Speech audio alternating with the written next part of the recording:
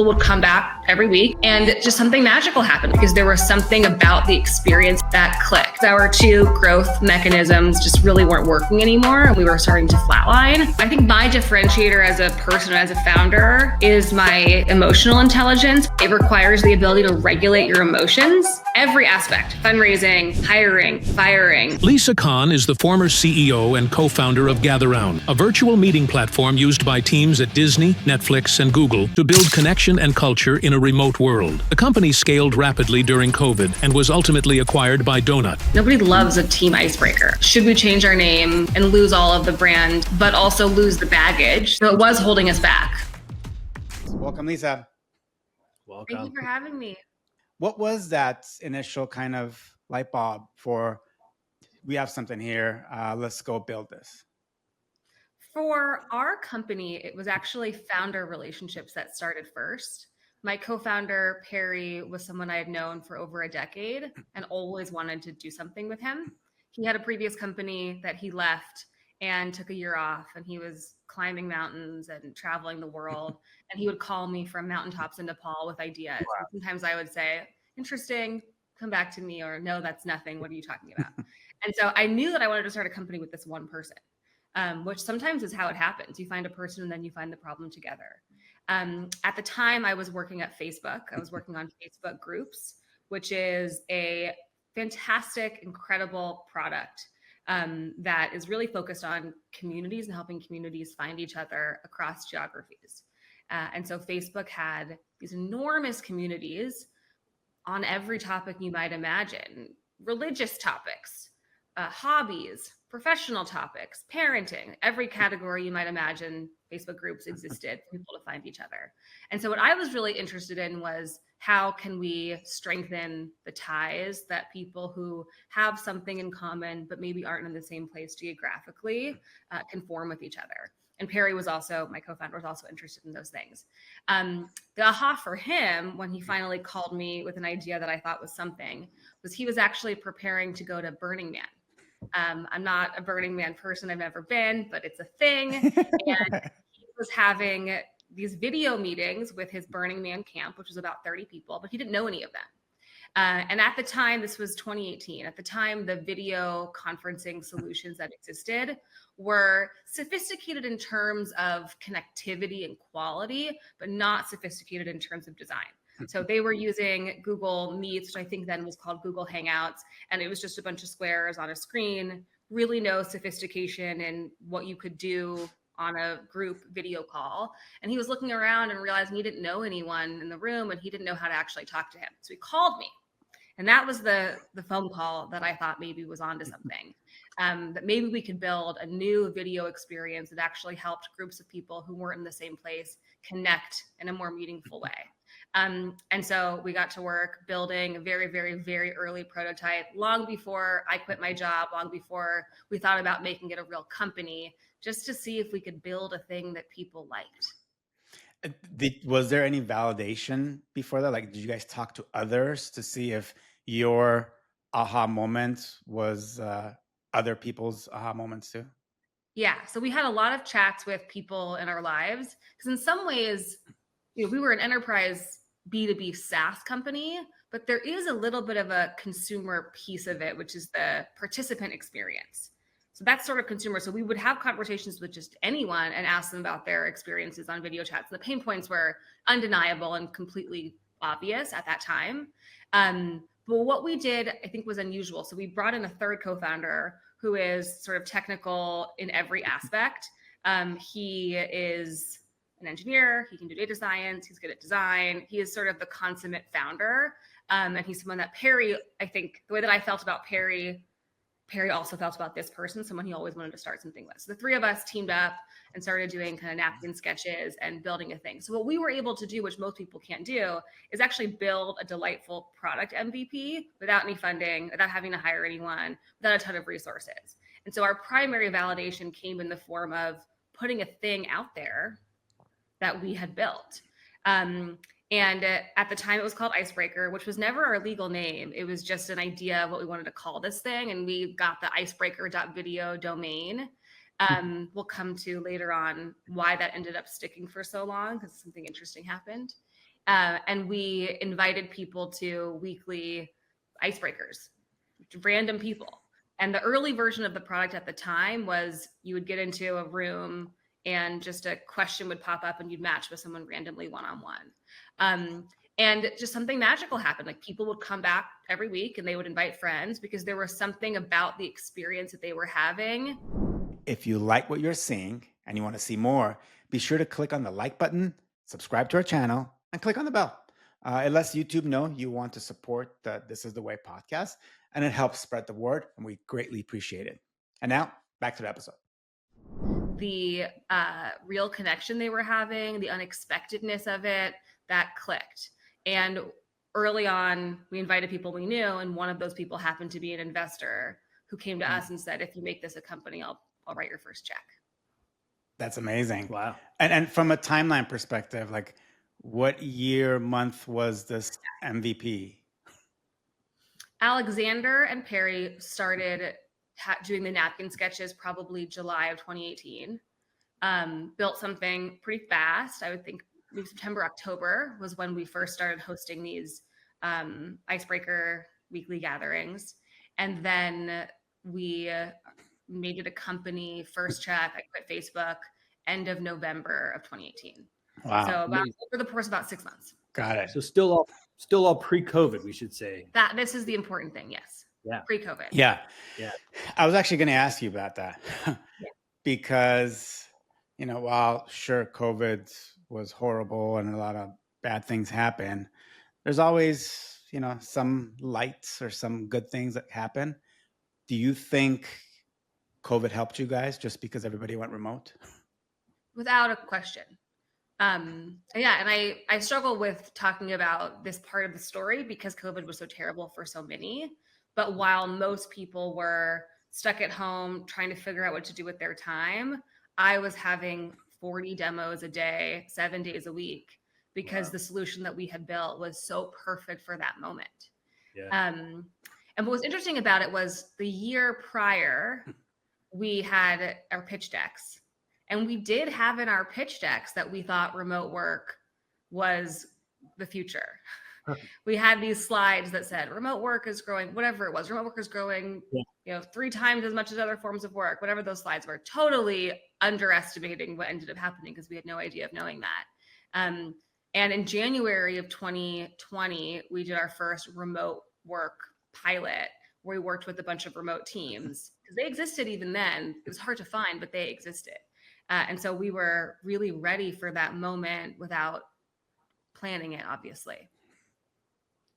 That's amazing. I mean, sometimes being in the right place at the right time and being prepared for that moment, that's kind of sometimes what luck is.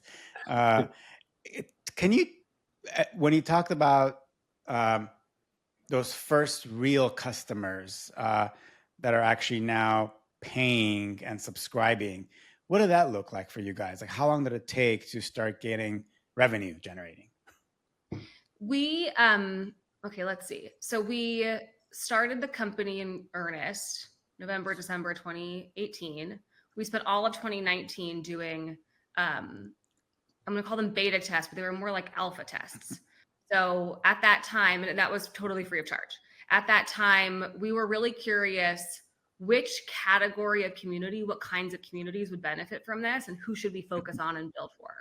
And so we built this massive spreadsheet that had every kind of dimension of community, kind of category, like topic. And we wanted to look at network density. So how close people were to each other, how well they knew each other. So for example, Facebook groups, very low network density, but your family, a higher network density. Affinity, so how important the community was to the members of the community, size, geographic distribution, et cetera. And so that first year, my goal was to find one community for each square. So on this side, it might be category. We wanted to find a health community that is high network density, low affinity, et cetera. And so it was hard to just find people and get them to commit the time. I wasn't going to ask them to pay anything. And they would host these Icebreaker events. I would be in the room. I would observe. We would do a survey. I'd interview them. And it was all with the goal of informing product development, but also market strategy. So when COVID happened, suddenly every market, every category of community was interested and relevant to us. And so we didn't want to have any friction to that. We didn't want to charge people because it was the ultimate experiment in who wants this, who's coming back, who has the highest degrees of product market fit, who has the highest willingness to pay, who expects to keep using this, et cetera, et cetera. And so for the first 9 months of the pandemic, the product was completely free. We did tell people, hey, we intend to charge you at some point, but we wanted to see what happened if we opened things up. And we also, frankly, hadn't figured out pricing. We weren't planning to launch at that point yet publicly. And so we hadn't figured out what's the right pricing unit, et cetera. And so during that time, we were able to study our data and interview our customers and our users and send out surveys. And we uncovered by the end of 2020 that the category that had the highest degrees of product market fit, highest willingness to pay, were companies that were using us to connect and engage their employees. And you have to remember 2020, we think of as being about the pandemic. And obviously that was the big thing and the move to remote work. But there were other dynamics at play that year and in the year that followed. One was the importance of DEI in the workplace. So June 2020, George Floyd happened. Suddenly employees were really pressuring employers to do something about DEI and make a real statement and really invest in a meaningful way. And our product enabled people to have meaningful conversations, which lended itself really nicely to DEI programs. That also was a time where companies were hiring like crazy, and retaining employees was a top business priority. It was the Great Resignation. And that's another thing that meant retaining employees is a key business metric, a key business objective. And losing employees is a big problem. And so the combination of remote work and figuring out how to connect people and actually do your work, needing to invest in DEI programs, and needing to retain your employees, all of those things led to an environment where anything that made employees feel better, more connected, more engaged, more loyal to the company, happier at work, were top business priorities. And so that also served us really well beyond just the pandemic piece. Yeah. So end of 2020 is when we first introduced pricing. Yeah, I remember because when we met when I was at Disney still, and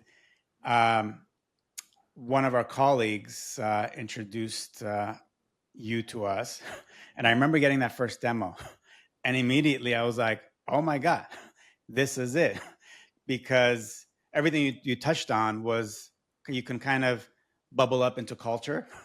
And it was like, Right. how do you build culture in this world that nobody's actually talking to each other the way they used to before?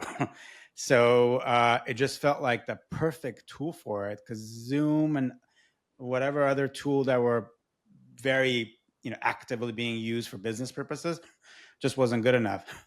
And the way you guys came, the angle you used to solve that problem with some of the templates you used to encourage certain types of conversation was perfect, because it was start light and then you could build up to have DEI conversations, and all the templates and all the questions and the games was like, oh my God, well, why would we not use this? So as a customer, I remember the reaction I had, which was, they're onto something. How can I invest? Like literally, I remember going back saying, I wish I could invest in this thing. Oh, that's so nice. Yeah. Well, what you touch on is also a really important part of our growth strategy, which was the person that brought the product to you, I sold to, I had the relationship with, but then he had to invite people to attend the session. So in our kind of lingo, we would call the host versus the participant. And what we found was that participants would just have this magical experience, exactly like you had, because the product experience just felt so good for the participant. And that was really important to grow, because what would happen with those participants? Well, they would go on to become hosts. And so we would be able to grow throughout companies. We found that our best sort of go-to-market strategy was a land and expand strategy, mostly focused on new hire onboarding. Sort of a brilliant accidental discovery that if you could be the first thing that new employees experience at a new company and make that just so soul nourishing and special and meaningful, they're going to then want to bring that experience into their day-to-day ongoing. And so we would sell into onboarding teams And then those new employees would bring the product with them to their day-to-day work. And that allowed us to start with a contract that was one size and then grow it substantially as more and more people used it. And I don't know how we nailed that. Like, I don't quite know what we did that made, I mean, I sort of do. The product experience just feels so good for the participants. The reason I say I sort of do is a lot of what we built was based off of human psychology and behavioral science around what makes people feel safe and comfortable. There's a lot of research around when people are uncomfortable, they go into a fight or flight response. And there are things that you can do in any kind of group setting to minimize that. And we productize those things. So you didn't have to be an expert on behavioral science to run a meaningful session. You could just hit a few buttons and it would kind of happen organically. And people wouldn't know why they feel so good, but they would just feel really good. That's a great product right there. I'm curious because, as you mentioned, a lot of the different things you went through, including, the investor being in one of those conversations early on, which I assume gave you even more leeway in how you guys were approaching the building up and the establishment of your customer base, for lack of a better way to put it, because it gave you some time to really think about that instead of trying to rush something out there to market. But it sounds like there were so many things that worked out, so well. I'm curious. I assume there were a lot of things that also happened along the way that felt a little more disastrous or a lot of learnings. And I'd be curious to hear a few of those things. Yeah. Thinking of what's an interesting story. There were a lot of little things in the early days that turn out to not matter. So I think that's really important for founders to know. What might feel like a disaster day to day, you might not remember years later. For us, I think the hardest thing was mid-2022, the market changed. And while the pandemic created these conditions that really bolstered a product like ours and a company like ours, that was temporary in ways that, in retrospect, I think were foreseeable. So our entire positioning, our brand identity, and our go-to-market strategy was really reliant on a marketplace that valued employees. Yeah. And a marketplace where employees had power. If employees didn't have power, why would you invest in something like this, right? And so mid-2022 was when the first round of layoffs happened in the sectors that we were primarily selling into. And it took us a little while to realize that those things weren't one-offs and that they were the beginning of a new set of trends, which we adapted to, but it was that was really hard. So our two go-to-market strategies that worked, one was the onboarding thing that I was talking about. So we'd sell into new hire onboarding, then grow throughout a company. Well, when layoffs happen and companies stop hiring, that just goes away. There's no new hire onboarding. And if there is, it's not 1,000 people a month, it's 10 people a month. So that was a challenge. The other thing that worked for us was we would sell into startups because at the time, startups were growing every year. So if we could sell into a startup that when we sold to them was 50 people, by renewal a year later, they might be 300 people or larger. That was working for us really well. Well, what started to happen in 2022, 2023 is the startups either got smaller or they went away completely because the market conditions just shifted. And so 2022, end of 2022, early 2023 was a really challenging time for us because it was unclear, is this just a go-to-market problem that we have to adjust? Because our two growth mechanisms just really weren't working anymore and we were starting to flatline. Or is there something more substantial in the product and our positioning that we have to look at? What we ultimately decided to do was maintain the same core functionality, the same brand generally, the same concept of templates, et cetera, but change our positioning pretty substantially to focus more on productivity. And so we moved from being this special employee engagement experience where the sort of workplace equivalent of the event room or the multi-purpose room, as opposed to your day-to-day office, your day-to-day conference room, and become more of a daily use, weekly use product for meetings that required more engagement and structure. And that was definitely the right decision. I wish we had made the decision maybe a quarter earlier, but I think we made it at the right time. And we sort of replaced the onboarding go-to-market strategy with company all hands. Yeah. So similar thing, you could expose everyone to the product, but all hands and what's needed for all hands from a product perspective is very different from what's needed for onboarding. Onboarding is mostly social, getting to know the culture, whereas all hands is a lot of presentation, a lot of speakers. And so we had to do a lot of product adaptation to meet the needs of the changing market environment. And that was challenging for a bunch of reasons. It was challenging for employees, I think, to understand and get behind, because it wasn't a mission change, but it felt like it was coming up on a mission change, which was hard for people. And we've been used by hundreds of thousands of people. And so shifting people's perception of us in the marketplace also was challenging, but we did it and we got through it. Amazing. No, that sounds tough, because I can imagine, again, also for me at the time I was at Netflix, and definitely with the areas that you mentioned, with the additional attention to team members that didn't exist in the same way prior to COVID, because people feared the great resignation. And then at the same time, also DEI, all these things coming into play, there was definitely this focus on it. And then that, I won't say completely went away, but it did dissipate a little bit as now people started saying, okay, what's our new reality? How do we do it? But you said something else that I think is really important too, about how, like, as you were like, okay, what are some of the things? And I think for a lot of entrepreneurs in general, it's like each day there are many of those little things that come up, but it's ultimately, you lean into the decision. You guys were really thoughtful about how you looked at the consumer behavior. And I think how much time you said you spent in there, it really helped to inform exactly how and what you were developing. So anyway, I think that's important. It's because people tend to, the size, it's like, I think about like a stock chart, you forget some of the dips, because ultimately you're still growing this whole company. So. Right. Yeah. A lot of the dips were hiring mistakes or losing I did founder-led sales the whole company.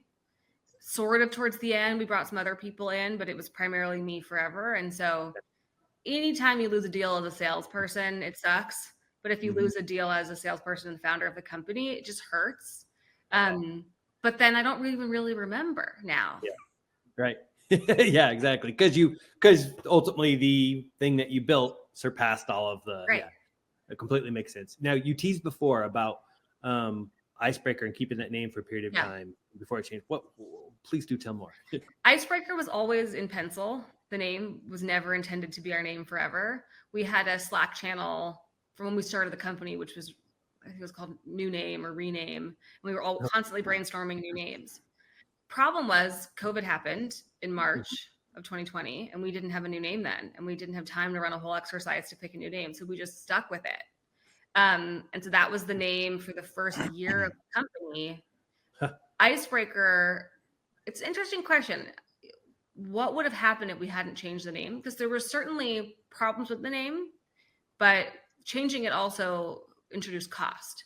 So the problems with the name Icebreaker, and the reason I wanted to change it, it was that the name Icebreaker conveyed a surface level interaction, a surface level conversation. Most people know what icebreakers are and actually have a pretty negative association with it. Nobody loves a team icebreaker. I don't love a team icebreaker. And I was the founder of a company that was called Icebreaker for 3 years.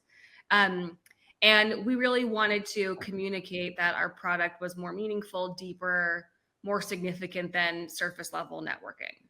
But it's interesting because it cost us time and money, of course, to go through the exercise of choosing a new name and redoing the brand and all of that.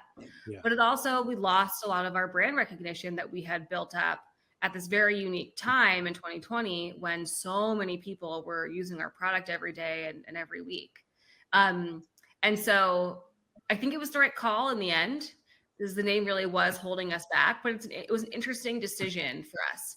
Should we change our name and lose all of the brand recognition and goodwill that we've established, but also lose the baggage that comes with the name, or should we change our name and have to rebuild some of those things, but start on the foot that we want to start on with customers? Because we would be encouraging people to use the product in ways that were more important and more substantial. And they would always say, because of the name Icebreaker, I didn't know I could use it for that. Yeah. Okay. So it was holding us back. That's so how'd you guys land on the Gather Round name, and what were the other options that you guys didn't go with? Such a good question. We hired someone absolutely amazing named Micah, who did really thorough process. Interviewed us, interviews customers, interviewed some of our top employees, identified themes, bunch of different brainstorms. It was one of the coolest things I've been led through. Usually I have to lead things like that. So it was nice to be a participant in something like that. And then he came up with 3 names at the end. One was Gather Round, one was Parakeet, which I actually kind of liked. Like that, like the bird parakeet? The bird that talks. And there was another one called Seesaw, which was like like a seesaw, the game. It's funny names. They all seem so wrong once you Yeah. have. But what he did was he not only proposed names, but then put together sort of theoretical marketing campaigns around them. And when we saw the Gather Round marketing campaign, it was just totally it. It was totally right. Was the parakeet name kind of trying to borrow from Twitter? And it wasn't trying to, but it did. Okay. That was in some ways it was a like 2010s type of name. That's where my mind went when I heard it. Yeah, totally. And my co-founder Perry hated it. It was a joke. It was like a big fight about it, sort of in a joking way. I kind of liked it. I thought it was cute. Maybe you should spell it Perry-Kit. I think we did. We didn't in the real one, but that's definitely it's funny when you said that. When you first said parakeet, I was kind of like, what's that have to do with it? But I actually admit, as I heard it a little bit more, there's a part of me now that's like, it's sticky. It's kind of sticky, yeah. Yeah. Whereas, I think Gather Round works for what the product is, but it is interesting because Gather Round is more on the nose. This is what kind of it's doing. But right. Parakeet was one of those I could see how you could have, fun with that. But it's also interesting too, because to go from Icebreaker to Gather Round, it almost also puts the product in a different state of maturity, if that makes sense, or a different entry point. Like Icebreaker feels like, here's the tool you use when you're first trying to get to know people. This is the tool that you use once they are. It almost feels like, did you guys ever consider, is there 2 products and one leads to another, or was it always still just this one product? What you just described to communicate the product maturity is exactly why we changed the name. Because we felt that we couldn't build a big enough business just as the introduction piece. But that is an interesting, we never talked about having 2 separate products. That is interesting because you could have imagined Icebreaker by Gather Round. Icebreaker is your networking product and it's a free product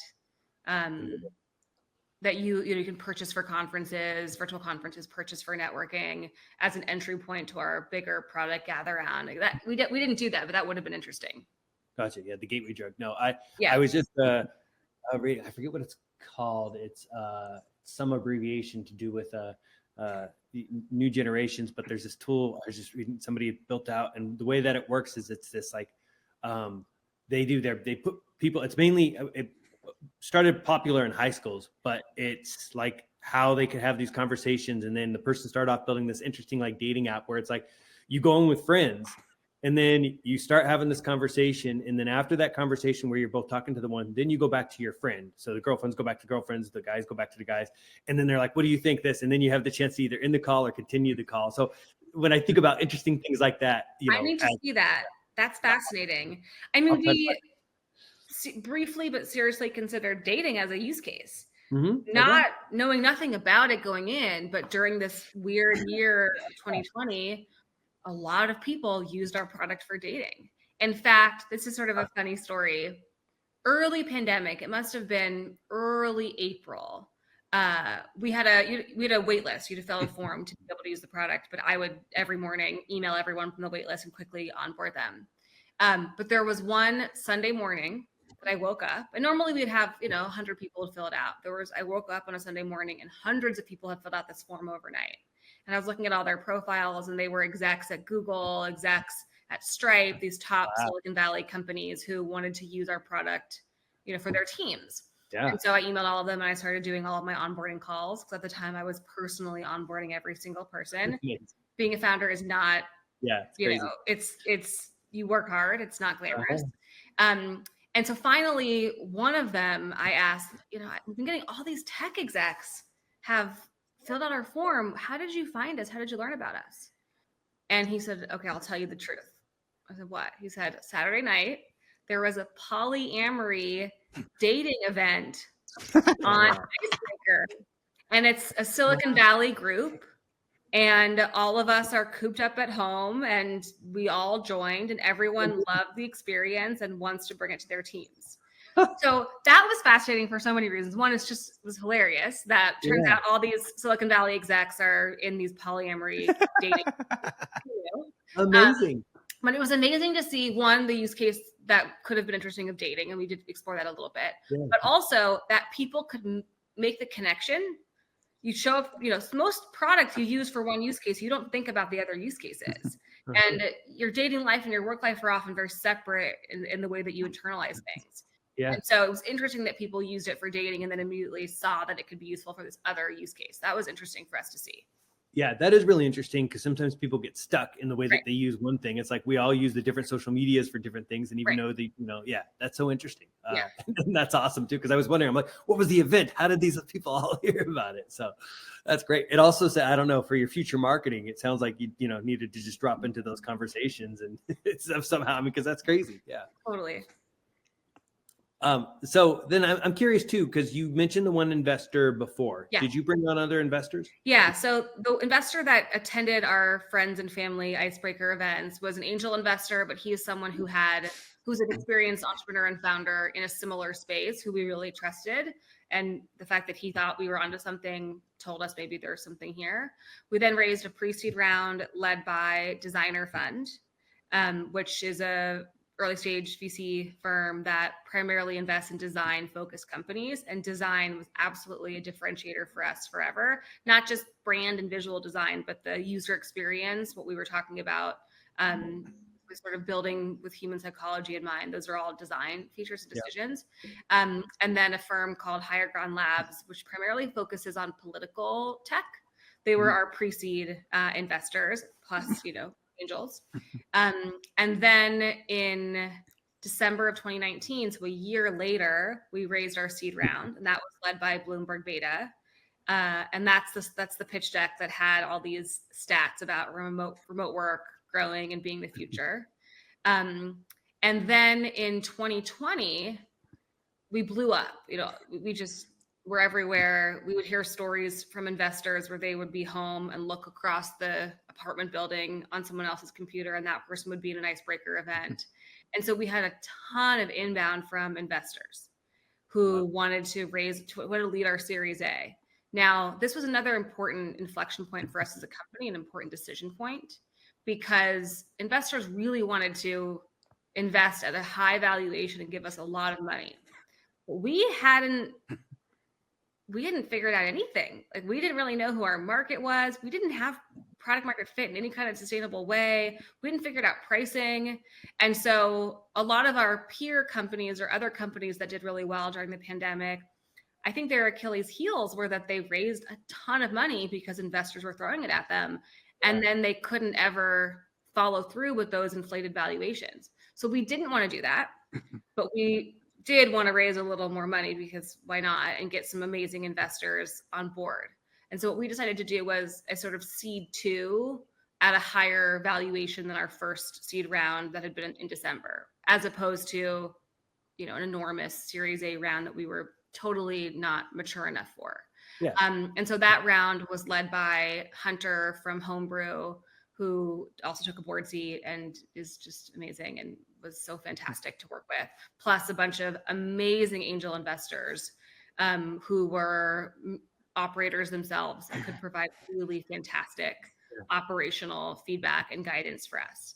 And then spring of 2022, we raised our Series A led by Slack Fund, which was a perfect fit for us. And they were fantastic partners I miss talking to them every day. Things about post founder life is I don't get to talk to my investors and board members all the time. They're so great. Yeah, that's amazing. Well, I can only imagine too, to be able to have, tap into that knowledge and stuff probably only accelerated your own growth as a founder, because this was the first company you founded. Is that right? Okay. Yep. So how amazing is that? Like, that's probably better than, not to belittle any education, but any education anybody ever gets going into, university or anything like that. Cause these people, their experience, their knowledge, you just, a phone call away, right? I think some people overstate the expertise that investors have, and some people understate the value that investors have outside of course, capital. In my experience, investors have they've done so much pattern matching, and they have so much like macro context, and they've seen how things are done before. That doesn't mean they know everything about what's going to work for your business and your team, but they provide such a valuable resource when it comes to understanding where you are relative to others. And so I always treated our board meetings as an opportunity to get feedback and ideas from people who had seen a lot of other examples and had a lot of priors. It was less helpful if I was trying to get concrete feedback about a micro decision, but anything that involved macro decisions, incredibly helpful. And we were just lucky we chose, and they chose us, investors that were really ethical and kind and supportive, which allowed us to make good decisions throughout the life of the company. Yeah, that's great. And do you think a lot of that was had to do with the particular product that you had, and how there was obviously this goodwill that it can create as well? Or do you think, it's just luck of the draw? Like, what do you think attracted those individuals? Was it you all as the founders? Yeah, I think what attracted them? We were lucky that at least for the COVID round, we had a lot of options. And so we got to choose who we wanted to work with. And I think the space that we were in, which was arguably a little bit more warm and fuzzy than some really hardcore enterprise SaaS product, attracted people that were interested in mission. I also think, and I don't love raising this because I don't think it's always relevant, but I think being a female founder meant that it was a little bit easier to read who was a jerk and who wasn't. No, I think that's actually great. It is. It's like it's a huge benefit. Yeah. And I feel sort of badly about it sometimes because there were investors that we would meet with that were really disrespectful to me. Yeah. And then their loss. We didn't want their money. Yeah. It was obvious. It was obvious who wasn't really taking me seriously, wasn't really listening when I spoke. The classic, things that sometimes happen to women in the workplace. Yeah. It was really obvious in the fundraising process when that was happening. And I wasn't interested in that. And I was lucky that my co-founders weren't either. Yeah, no, that's actually great. And I, hadn't thought about that. Obviously, again, I say a benefit was also the downside that there are people who treat people like that because they're, but how amazing. And, there is this intuition thing that comes with it. Again, some people could debate this too, but I think about it sometimes when I think about, certain like leaders of countries, and when you have female leaders of countries and things like that, there's a leading with empathy sometimes too, that I think can be a huge benefit that, anyway, but that's interesting. No, I think that's really right and really important. I think my differentiator as a person, as a founder, is my emotional intelligence. My EQ is just off the charts. And that is not always true for women over men, but often society and lived experiences cultivate that in women, sometimes more than they cultivate that in men. And every aspect of running a company requires emotional intelligence. It requires self-awareness. It requires the ability to read other people. It requires the ability to regulate your emotions, your ability to manage the relational context, every aspect: fundraising, hiring, firing, strategic planning, holding people accountable to goals, giving feedback, M&A. All of those things are, in my opinion, more about emotional intelligence than raw intelligence. Yeah. And I think I have that more than most of the male founders that I know. No, I think that's a really great point. How did that dynamic work out between you and your co-founders? And in that scenario, was it the acknowledgement of that, or you each probably brought your own? It sounds like superpowers to the partnership. But what was that like? Yeah, one of the cool things about having co-founders who are your peers and kind of your, it's close to being married, it's close to being siblings. It's a very specific and intimate relationship. When you're doing it right, you are honest with each other. You're radically candid. And I'm not sure I've ever worked in an environment where I was able to get as much direct feedback on what my strengths and weaknesses were and what worked well and what didn't work well. We would have founder offsites and we would do these exercises where we would reflect on each other and how we were showing up and what we saw and all these things. And I think I only recognized the strength in myself in the context of how they were communicating to me. So they would reflect back at me the things that I was great at. And those would be little things like how to finesse the messaging of a tough, something tough, whether that's a team announcement that's tough or an investor update that's tough. I was always the person that could sort of finesse how to message it in a way that made sense. Yeah. Anytime there was a people challenge, which so much of being a founder is just dealing with people challenges, knowing how to navigate it just came from me from experience, but also sort of naturally. I could always sort of read what was happening. And my co-founders were able to reflect back at me that was happening and that I could do and should do more of those things. Yeah. And so, it's one of the reasons that I love feedback. It's not just about evaluating your performance in some binary way, but it helps you develop a greater sense of self and your strengths so you can put yourself in a position to excel. I think it's a great point. I remember it was a long time ago, but this exercise where it was about asking people both, what would you see as my core strengths? What would you see as core weaknesses?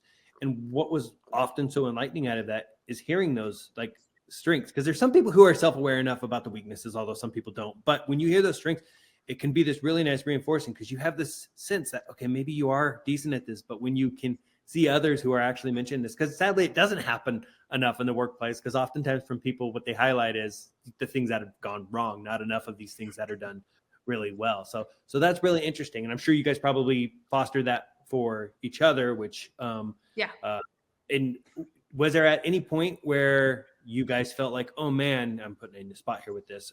Did we pick the wrong co-founders, or was there ever really a doubt that you guys had this, three amigos that were the right ones? It feels a little bit like marriage, where I think as soon as you get to a place where you're asking that question, it's a problem. Yeah. So there was this baseline decision that we were going to keep working together and we were going to do everything we can to make it work. Yeah. So there wasn't really space to even think about that or ask that question. And that's sort of how I operate, for better or for worse. I'm someone who I'm an optimizer. Whatever resources you give me, I will make it work. So if I'm cooking a meal, whatever I have in the fridge, I will make it work. Yeah. And the bar is high for something to be so bad that I have to throw it out. And I felt that way about people I hired. You work really hard to design an interview process, get clear on what you're looking for, run a process, you hire the right person, and people want to do a good job at work. And there's a lot you can do to cultivate them and make it work. We, of course, had to part ways with people who just weren't working, but I would do everything I could to make it work. Mm-hmm. And as soon as the thought entered my brain that I don't think I can make this work, that's when I knew, okay, we got to make a change. But with the co-founders, no. Yeah, no, that's great. And I think, again, as you said, you saw it as we're committed to this. Let's work this out. We're going to butt heads. We're going to have things that happen, just like, again, in the marriage, as you said. Yeah. Can you, I'm curious to hear some stories around those moments that you guys did butt heads. Like what was the reason and the topic, and how did you guys resolve it? Parakeet versus Unless I'm misremembering, I don't remember the name stuff being all that not contentious much. All that contentious. It was a debate and a discussion, but it wasn't all that contentious. Yeah. Have you seen those charts, those 2x2s that talk about action versus thinking biases? Yep. So my co-founder Alexander is very much biased towards thinking. Mm-hmm. My co-founder, Perry, I think is a balance, biased towards action, biased towards thinking. And I'm very much biased towards action.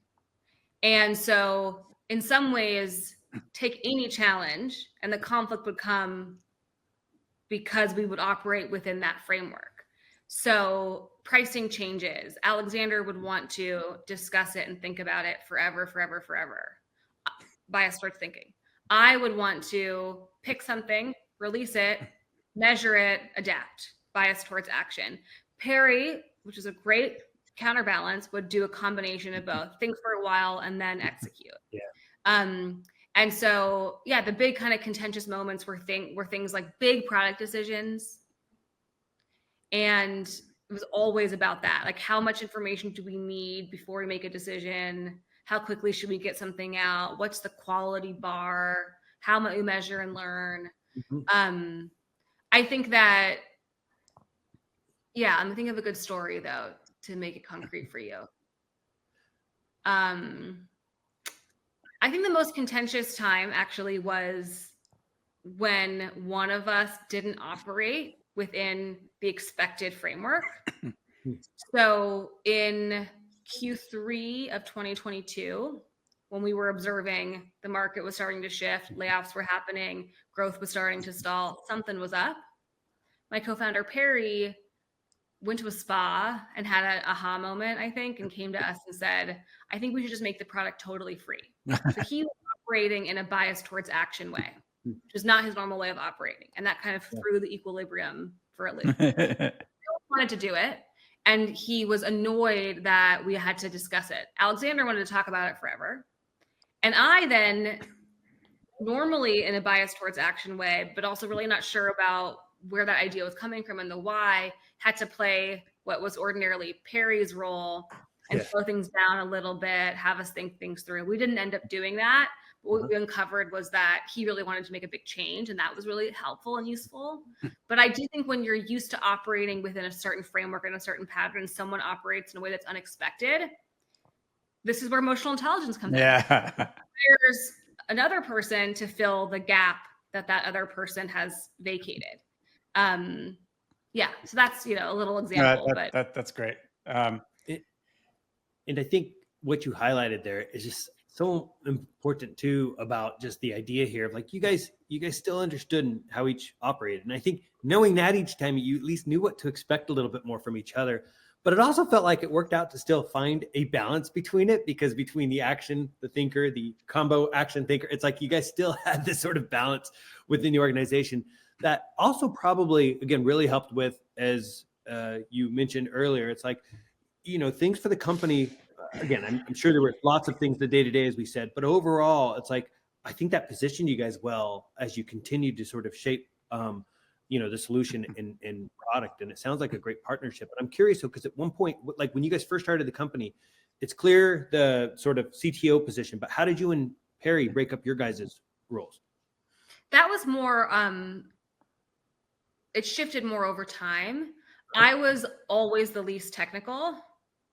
And I'd worked in technical at tech companies, so I knew how to work with engineers and designers, but I wasn't technical myself. And I also had a lot of community relationships, and I was more like extroverted than the other two. And so he would do a lot of sort of strategy, bridging product and customers. And I always did everything customer facing and relationship building. As we started to hire people, we also learned that he didn't really like managing people. Alexander kind of liked it, but he was more valuable in a IC type role than he was managing people. And you could just give me more and more people to manage, and I could handle it and still do my IC work. Yeah. And so as the company grew, pretty much everyone ended up reporting into me, and I managed and did goal setting and all of those things. But we had quarterly goal setting. And so things would shift quarter by quarter based off of what our strategy was that quarter. Some quarters were learning focus quarters where we would do hypothesis development and quickly get as much feedback as we could. That required a different set of operating models. Other quarters were about revenue goals and growth. That required a different operating model. And so we had a sense of each other's strengths and weaknesses and interests, and we would map those things to whatever the goals were of the quarter. Interesting. I was just going to say, the story has been great, just seeing under the hood and kind of what happened, what at the end, what led to the acquisition. Yeah. So it's interesting as a founder who's taken venture money, because there are rules that you're signing up for. When we were a Series A company, and that meant a certain valuation, and we were on track to then within a year to raise our Series B. and then you hit the next milestone, then you go and raise your Series C, and you sort of have to believe that you're on track to being an IPO enormous company. The other, and that's what happens when you raise money, that's the path you're on. The other two options are you could become a profitable company that is sustainable and just runs.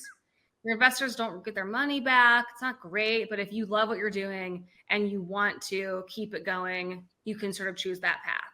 Or the third path is to take a look at your business and your customers and your team and the market that you're in and decide that we actually would be more successful as part of a larger company. And so we were a year into having raised our Series A, and growth was starting to stall, but we got it back with the changes that I was talking about. And then we had our first company reach out saying that they were interested. And that's what planted the seed that, oh, what would it look like for Gather Round to be a product that has even more distribution as part of a suite of other products? Mm-hmm. And this is where my board was so helpful because they had seen all the different iterations of this and walked me through the different scenarios and how you think about valuation and all that stuff. And I was able to do some soul searching and talk to my co-founders about what would be an ideal acquisition scenario for us.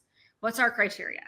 And one key thing was the product stays alive. So a lot of times when these acquisitions happen, the product gets pulled into pieces and then there's maybe little things that you built that exist, but I really wanted our product to exist as a standalone product. Like if I was to sell the company, it was going to be to someone who would keep it alive and keep it whole. And the reason for that is actually both because I care about the product and I want it to live on, but also reputation preserving. If I'm ever going to start another company in this space and go back to the customers that I sold to, and I have a reputation of selling this thing that they love and it getting destroyed, it's actually really harmful for me as a founder. So being able to keep the product alive, keep our customers happy was important to me. The next thing was team. When you're a founder, you're responsible for a lot of people, their salaries, their income, their insurance, their livelihood, their sense of self-worth, all those things. And so I wanted the team to be able to have jobs. And then the third thing, which is not normal, is I felt that if I wasn't CEO and wasn't in charge, I wouldn't really want to do it anymore. Mm. Larry David left Seinfeld, and he talked about how he never watched another episode because when you're not fully in charge, it's really painful. Yeah. Either the episodes are great and then you feel bad, or the episodes are terrible and then you also feel bad. And so if I could wave a magic wand and have a sale that kept the product alive, took the team, and didn't require me in, a less controlling role, that was my ideal scenario. Talked to my co-founder, Alexander, and we talked through what he wanted. He wanted to keep working on it forever and ever, so he did not feel that way about the third category. Yeah. And so and then the fourth, of course, was price. You want to hit a certain price for yourself, your team, your investors to make it worthwhile. What was nice about our situation was we had plenty of money in the bank. We had plenty of revenue coming in, great retention numbers, product people love. Absolutely, we're in no rush to, get this thing done. And so we were in a position of we had higher ground where we were in a position where if you didn't meet our criteria, we weren't that interested. And so I had a series of conversations with the company that reached out, and then we were able to leverage that and reach out to their competitors and others and say, hey, this company is getting some interest. You want to talk to them. But it was nice because I didn't feel pressure from my investor. I didn't feel pressure from the numbers in the bank. I was able to really explore and see if there was a fit because the alternative was great. One thing that one of my investors told me is that when you're selling your company or running an M&A process, you have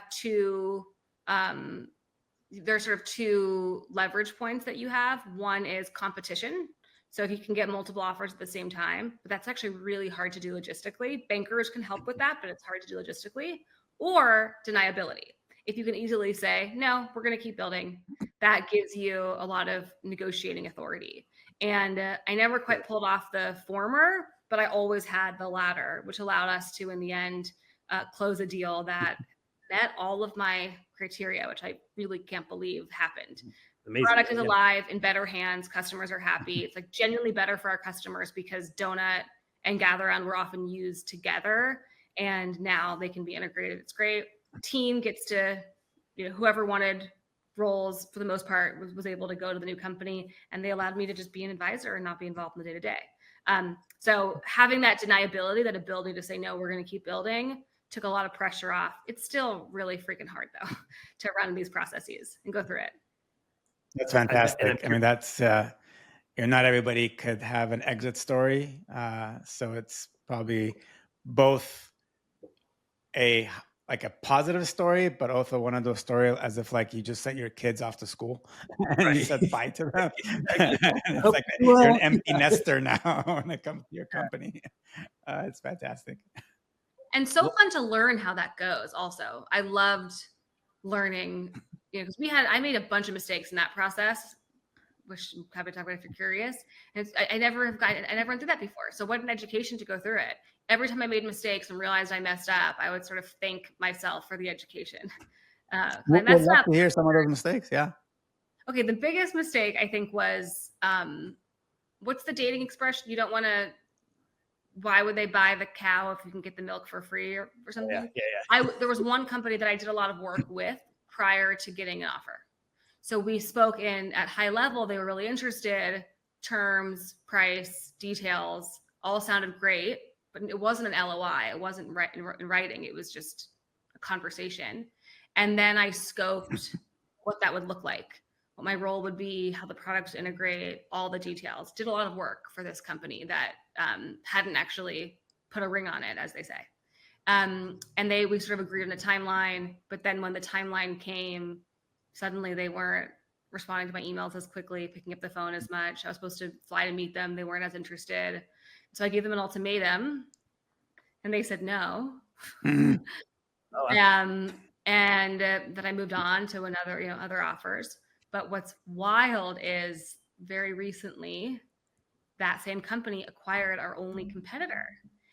With a lot of the details that I had scoped.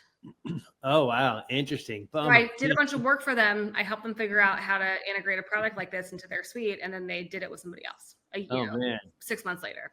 Oh, that's crazy. It's kind of creepy and not great. So I feel I dodged a bullet, but strange. Wow. I shouldn't have done all that work. I should have required a commitment prior to doing that. Makes sense. But also, I'm sure I would have done the same, because it's that goodwill and you're like, yes. And you approach it like you approached, with your partners and everything else. Cause it felt like, and then suddenly it's like, right. Yeah. Good to know. I am curious now. Okay. So I won't say behind you, but you've now sold a company. Yep. What do you think is next for you? Are you eager to get into your next one? Or are you like, nah, this is good. I'm chilling for a while. Like what's next? I am both recovering and eager, which is a confusing way to feel, because I both feel a need to rest and replenish, but also an impatience to figure out what the next thing is. Yeah. Where I'm at today at the time of this, conversation is an interest in applying all of the lessons and skills to something very different. What that is, I don't know. But I loved being CEO. I loved starting a company. I loved every aspect of it, from, budgeting and to hiring, to firing, to strategy, to pivots. Like I loved all those things. And what I really loved about the tech industry is not just the technology, but the ways we operate. Tech is so amazing at really efficient ways of operating, and many other industries do not operate that way. And so what I'm curious about is, might I be able to be in a similar position, apply those ways of operating to something different so I could learn something new? So I really love learning. It feels that there's been this mountain I've been climbing for my career, and I reached the top. And now I can either climb the same mountain, maybe a little bit bigger, or a totally different mountain.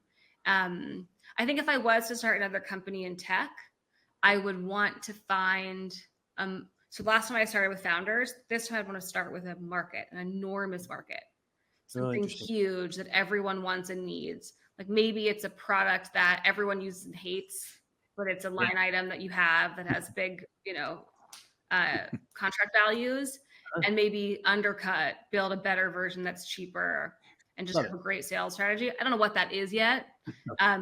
but I would want to do a huge, huge, huge market Interesting. Okay. And so or a you have, different industry completely. yeah, no, I love that. And it has it, and especially because from a growth opportunity, the challenge in that, I could see how that could be really Yeah. exciting. But there aren't a few floating in your head. We want to ask you to say them, but you don't have a couple where you're like, well, that could be one or that could be one now. I do. I have a few, nothing that has reached the level of market problem solution. I don't have all those things figured out, but there's hypotheses that I have that I want to test a little bit. That's great. Again, you can see Art and I both light up just because, yeah, that's fun. We love that stuff. It's like, as you talk about that, it's like, yeah, you know, that's so exciting. So we can't wait to see what you do next, because I have no doubt you're going to crush it and have a lot of fun. But before we part ways here, I am curious if you had, one or two key pieces of advice to give to any aspiring entrepreneur out there, what would you pass along to them? Here is my advice. So there's the framework that is attributed to Steve Jobs, which is the reality distortion field. This idea that you're living in a reality that you are creating that may or may not. It's essentially a way of rewarding and celebrating being delusional. And I think it's really important to intentionally, in a time box way, enter and exit the reality distortion field. So my recommendation is to do that quarterly. Once a quarter, leave the reality distortion field.